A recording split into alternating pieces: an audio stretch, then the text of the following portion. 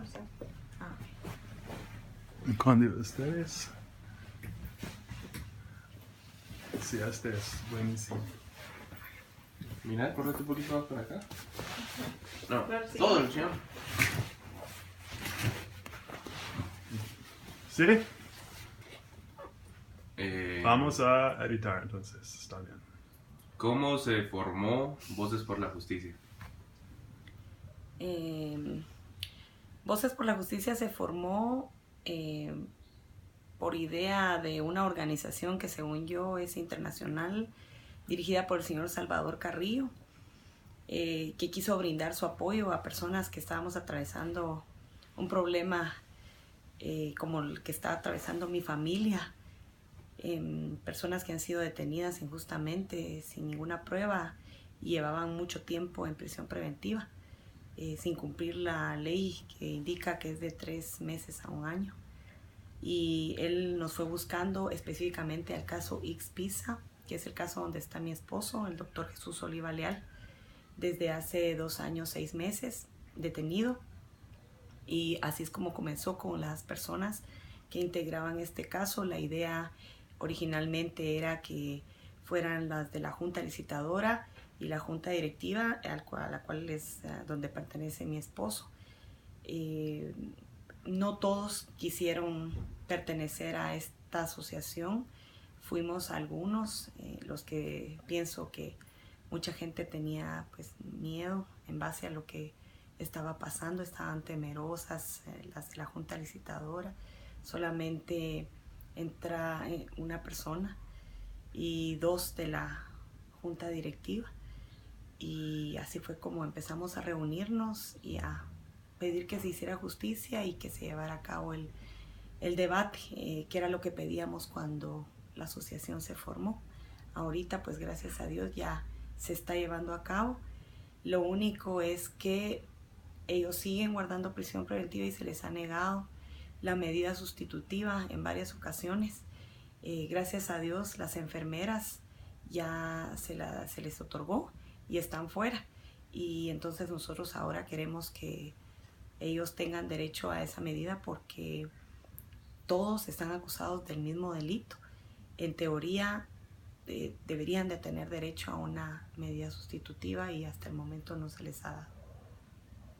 ¿Cómo esta situación te ha afectado a la familia y a tus hijos? Esto fue el peor golpe que hemos recibido nosotros como familia. Mi esposo pues es un médico pediatra. Él era el que sostenía la casa, el que traía todo al hogar, pues el pilar de la familia. Él era el decano de la Facultad de Ciencias Médicas. Es elegido por 2ª vez. Jamás en la historia se había visto algo así. Sus estudiantes y la gente que está en el CUM, que es la Universidad de San Carlos de Guatemala, lo apreciaba bastante, conocían su trabajo.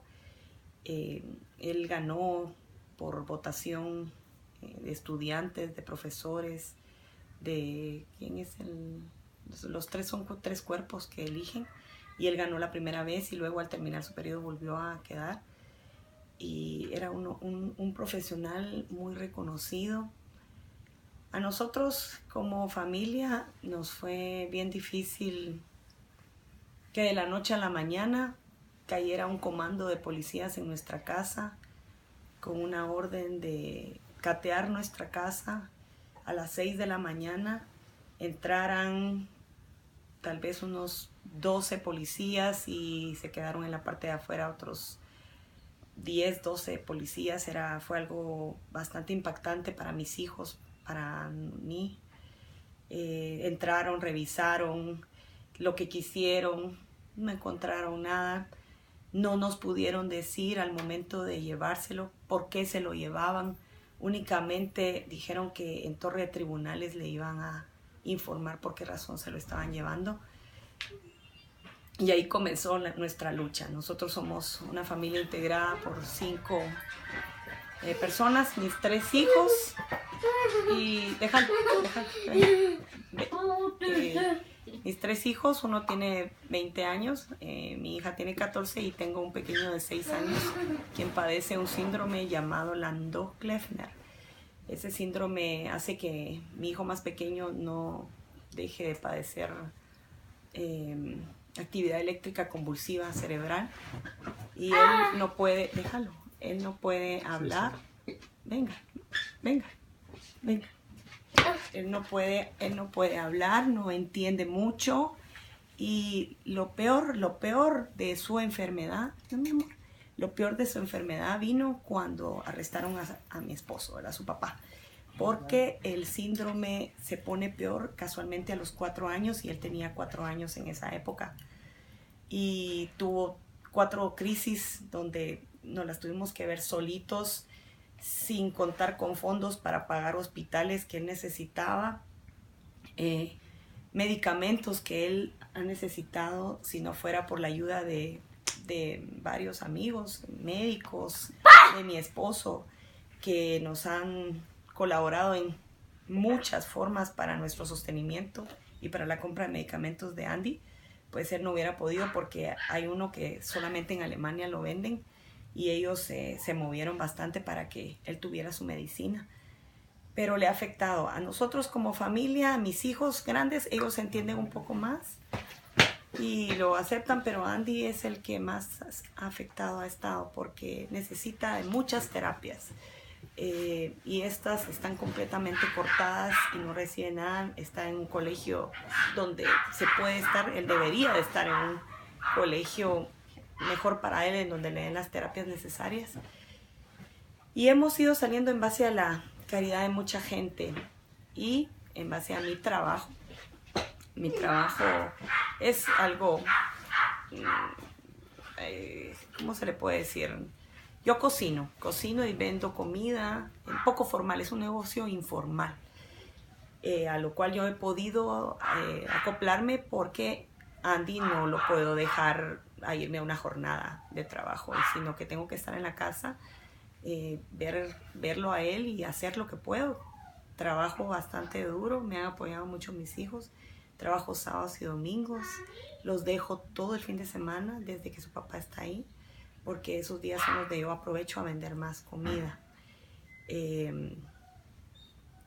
Los gastos familiares se nos han complicado muchísimo porque esta casa mi esposo la sacó para 15 años y todavía nos faltan 5 años por pagarla y me ha costado bastante ir abonando las cuotas y ahorita pues se deben algunas por ahí, pero ahí vamos.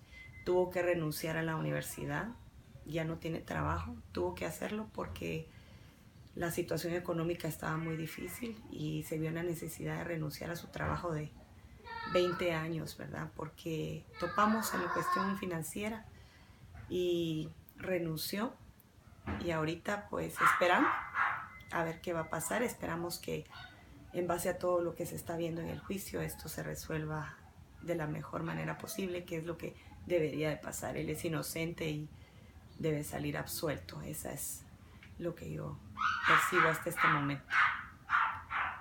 ¿Qué opina del Ministerio Público y de la CICIG?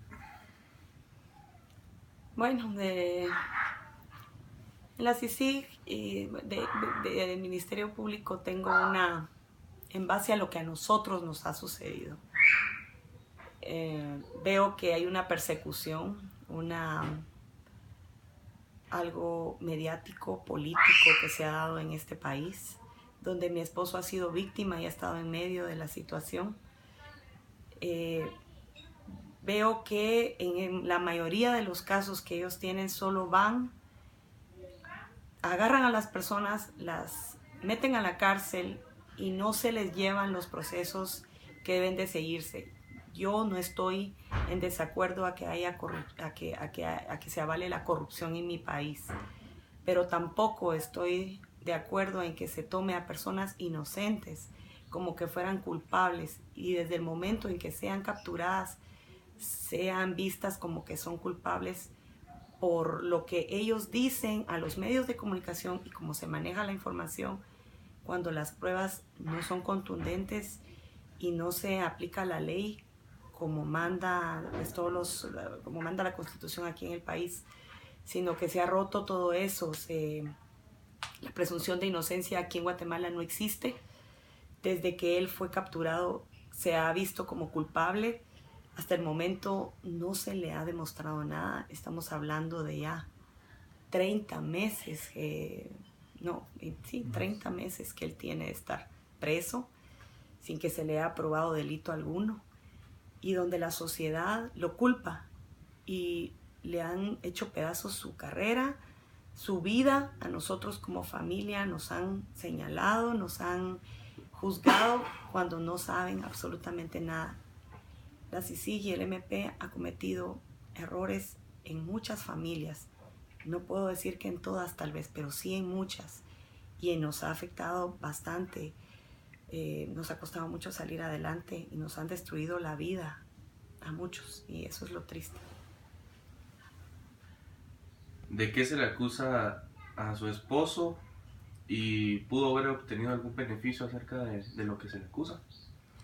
A mi esposo lo acusan de fraude, específicamente en el Instituto Guatemalteco de Seguridad Social. Al principio, cuando recién inició este proceso, se habló de que la empresa PISA había sido contratada y había habido un fraude de 116 millones. Así fue como comenzó esto. Luego de que se empezaron a ver las pruebas y se demostró que el ICS en ningún momento había pagado ningún centavo a PISA, y donde no había podido haber fraude puesto que no hubo ningún desembolso económico, se empezaron a mover otras cosas y a decir que entonces ellos eran señalados de fraude por el gasto que tuvo que hacer el ICS para pagar el costo de los enfermos renales que había jalado, pues que había dejado esto de que PISA prestara el servicio. Cuestión que yo lo veo un poco ridículo porque primero todos los procesos de licitación se llevaron a cabo en base al reglamento. No se rompió ninguna de las reglas a la hora de la contratación. Se hizo todo por Guatecompras, siguiendo los pasos de licitación que debían de llevar. Mi esposo no tuvo absolutamente ningún beneficio. Eso es comprobable en cuentas bancarias. Ningún viaje, ninguna compra, ningún abono para mi casa, ningún gasto superfluo, ninguna cosa donde nosotros ni nos encontraron aquí, ni hay ningún familiar. O sea, nosotros nos han investigado de punta a punta y lo sé, porque si no ya hubiera salido a luz que él tuvo algún beneficio. Él no tuvo absolutamente ningún beneficio, eso es claro hasta este momento. No me recuerdo las otras. Wow.